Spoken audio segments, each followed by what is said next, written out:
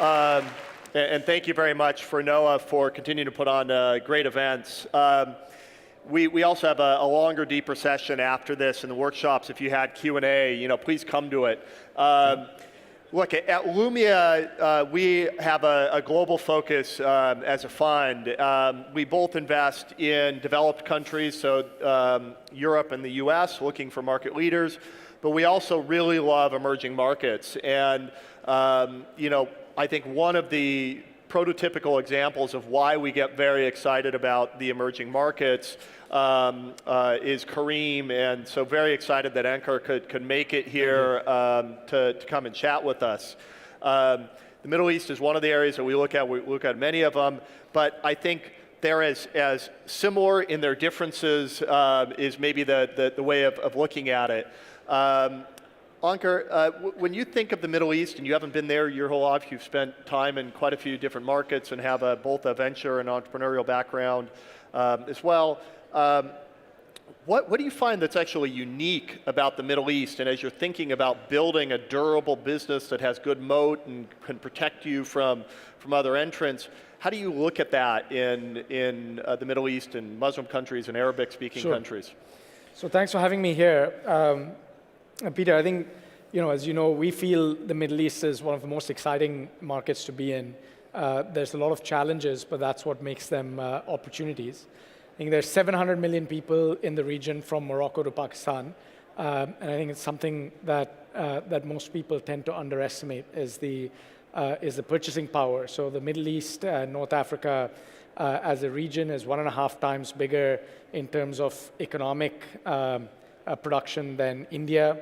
It is larger than Latin America, 1.5 times larger than Latin America in population, about the size of Southeast Asia. And smartphone penetration is super high. So at 49%, we have higher smartphone penetration than even China, all of which makes the market really, really compelling. Now, for ride-hailing, what makes the market even more attractive is that while some of the governments and some of the countries in the region are relatively wealthy, the investment in public transport infrastructure has been pretty poor.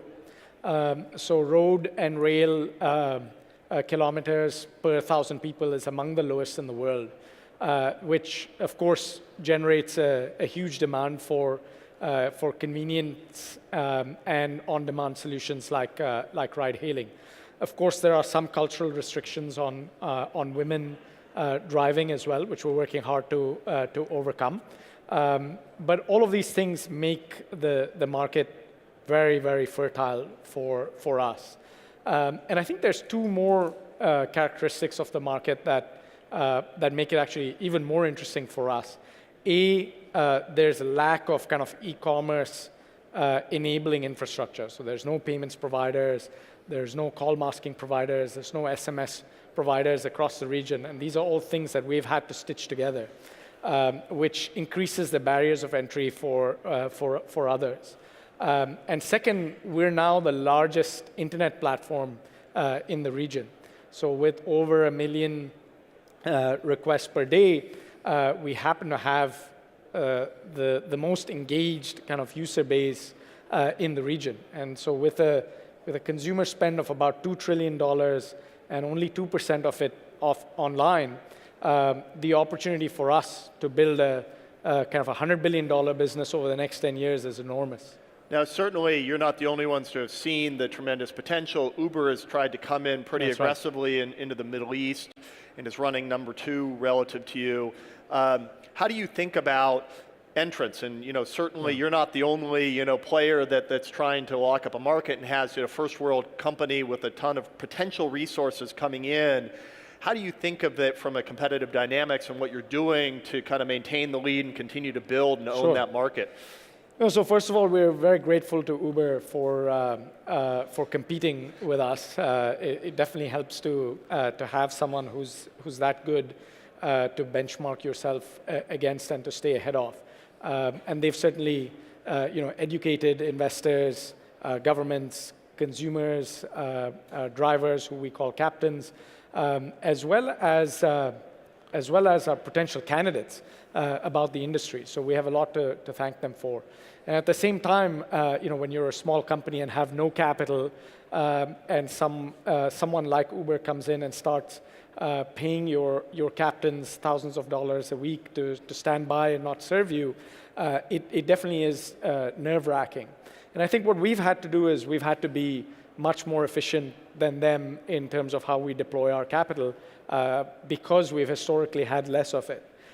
So from marketing, from operations, from infrastructure, from serving our customers and serving our captains, we've had to do things with a 20th, a 50th the capital that they have.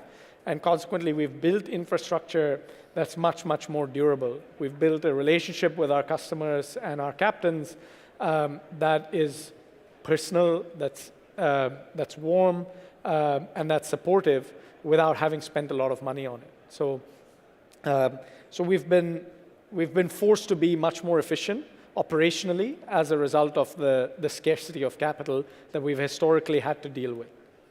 So if you're thinking about other businesses, not just in your space, but you're thinking about like Delivery Hero trying to come into other markets and these types of things, are there certain rules that you think the local market owners should keep in mind that can allow them to have some of that durability as they're creating their businesses?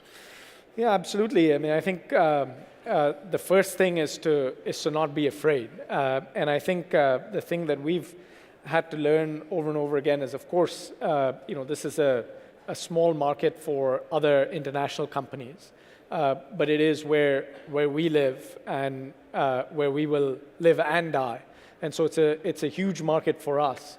And consequently, understanding what the customer wants and what the captains want, or what your marketplace wants, which is very, very specific to that market, and it's different from country to country.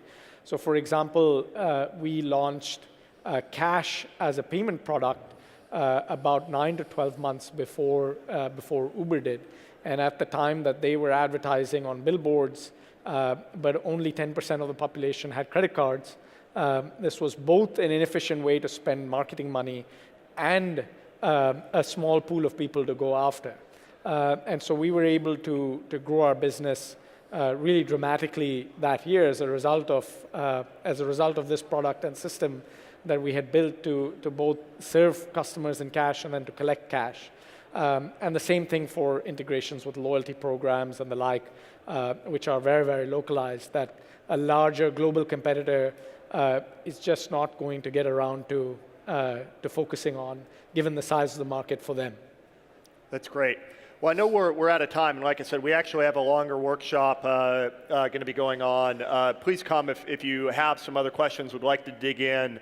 We are personally, as a fund, excited, and I think our performance has shown it that getting into businesses like this can be highly successful, because if you actually have an asset that can build a strong local moat, you can do quite well.